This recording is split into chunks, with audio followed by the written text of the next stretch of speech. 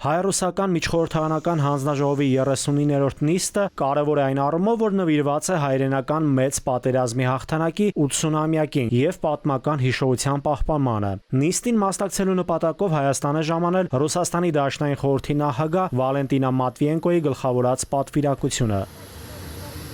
Մատվիենկոն ուրախությամբ է նշում, որ երկու երկրների միջև խորհրդարանական մակարդակով քաղաքական երկխոսություն է վերսկսվում։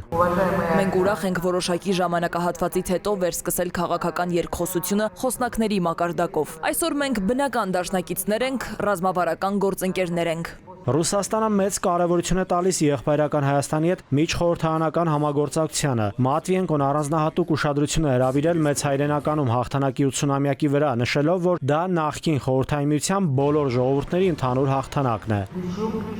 Ոչինչ այնպես չի միացնում երկու ժողովուրդներին, ինչպես շփվելու, ընկերություն անելու ձգտումը։ Պետք է նշել, որ Ռուսաստանի եւ Հայաստանի քաղաքացիները մեծ սիրով հաստատում են գործարար մշակութային պարզապես մարդկային կապեր։ Ալեն Սիմոնյանի ձևակերպմամբ Հայաստանի եւ Ռուսաստանի ժողովուրդներին միավորում է դարավոր բարեկամությունը։ Երկու երկրների օրենսդիր մարմինների միջև կա ամուր երկխոսություն։ Միջխորհրդարանական հանձնաժողովը իրեն դրսևորել է որպես արդյունավետ հարթակ բաց եւ արդյունավետ երկխոսության համար։ Այս ձևաչափը կնպաստի ավանդական բարեկամության եւ համագործակցության խորացմանը։ Ալեն Սիմոնյանն ու Մատվիենկոն անդրադարձել են նաեւ տարածաշրջանային զարգացումներին։ Ազգային ժողովի նախագահը վերահաստատել է Հայաստանի դիրքորոշումը տարածաշրջանում հարատև խաղաղության հաստատման հարցում, նշելով, որ Հայաստանը սպասում է ադրբեջանական կողմին, որպեսզի ստորագրվի Հայաստանի եւ Ադրբեջանի միջև արդեն համաձայնեցված խաղաղության համաձայնագիրը։ Դաշնային ժողովի Դաշնության խորհրդի նախագահն էլ իր հերթին ընդգծել է, որ Ռուսաստանի Դաշնությունը տարածաշրջանում խաղաղության ու կայունության կողմնակից է։ Ալեն Սիմոնյանը ռուս գործընկերոջ ուշադրությունն է հրավիրել Ադրբեջանում գտնվող գերիների, ապօրինի պահվող եւ անհետ կորած համարվող անձանց խնդրին։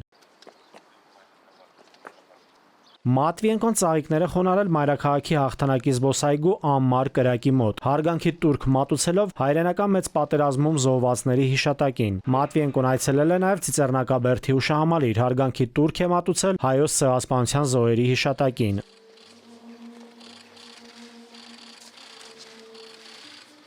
Վալենտինա Մատվիենկոն հանդիպել է նաև Նիկոլ Փաշինյանի հետ։ Ռուսական լրատվամիջոցները գրում են, որ երկկողմ հանդիպումը տևել է նախատեսվածից շատ ավելի երկար։ Բանակցությունները նախ տեղի են ունեցել առանձնազրույցի ձևաչափով, այնուհետև զրույցը շարունակվել է ընդլայնված կազմով։ Վալենտինա Մատվիենկոն հայտարարել է, թե Ռուսաստանի եւ Հայաստանի միջև վստահության ճգնաժամ չկա։ Նրա ձևակերպմամբ Նիկոլ Փաշինյանի հետ ունեցել է շատ բովանդակալից, կառուցողական եւ ընկերական զրույց։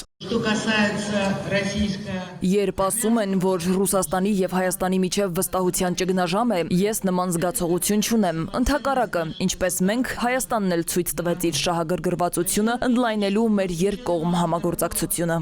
Մատվիենկոն նշել է նաև, որ Փաշինյանը ողջույններ է փոխանցել Պուտինին եւ ասել է, որ ինքը եւ Պուտինը միշտ ունեցել են եւ կունենան կառուցողական բովանդակային հարաբերություններ։ Նաիր Մուրադյան, ժամը լրատվական։